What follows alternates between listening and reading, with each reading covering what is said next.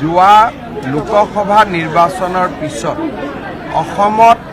এনেকুৱা 22টা ঘটনা ঘটিছে আৰু আজি এইটো 23 নম্বৰ আৰু এই গোটেই ঘটনাটোবিলাকৰ লগত এটা কিছুমান বিশেষ মানুহ জড়িত হৈ থাকে আৰু লোকসভা ইলেকশ্যনৰ পিছত তেওঁলোকে বহুত এনকাৰেজমেণ্টো পাই আছে এটাৰ পিছত এটা ঘটনা কৰি আছে আমি টাফ একশ্যন ল'ম এতিয়া মই ডিজিপিক পঠাইছোঁ ঢিঙলৈকে will take toughest possible action Piyush হাজৰিকাকো মই যাব দিছোঁ আৰু মই সদায় কৈ থাকোঁ যে আমাৰ অসমত নামনি আৰু মধ্য অসম বৰাক ভেলী আদিৰ দৰে জাগাত আমাৰ খিলঞ্জীয়া মানুহ লোকেল মানুহবিলাক বহুত ভয় আৰু সন্ত্ৰাসৰ পৰিৱেশত থাকে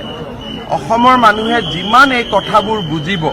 সিমানে আমাৰ কাৰণে ভাল বাকীটো আইনত যি ব্যৱস্থা ল'ব লাগেতো মই ল'মেই কিন্তু আমি যিমানেই সেন্সিটিভ হওঁ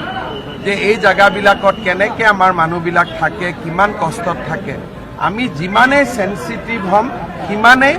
আমাৰ মানুহবিলাকে সুৰক্ষা পাব তিনিজন ল'ৰা কোন নাম এজনকতো এৰেষ্ট কৰা হৈছে বাকী দুজনৰ নামো আপোনালোকে পাই যাব মটৰচাইকেল এখনত উঠি আহি আছিলে কিন্তু ঢিঙত এইটো ঘটনা এইটো ফাৰ্ষ্ট নহয় স্প্ৰে গেং হৈছে আৰু হৈয়ে থাকে যি যি জাগাত আমাৰ খিলঞ্জীয়া মানুহ মাইনৰিটি হৈছে সেই জাগাত আমাৰ মানুহবিলাক সদায় সমস্যাত থাকে কিন্তু আনফৰ্চুনেটলি যিবিলাক জাগাত আমি মেজৰিটি তাৰ মানুহে এই মানুহখিনিৰ কথাটো অনুভৱ নকৰে যেনেকৈ আজি অসমত কিবা এটা ঘটনা হ'লে অসমীয়া বঙালী কৰি দিব কিন্তু কোনো বঙালী মানুহে ছোৱালীক ওপৰত হাত নিদিয়ে কিন্তু আমাৰ মানুহখিনিয়ে চিন্তা কৰি থাকিব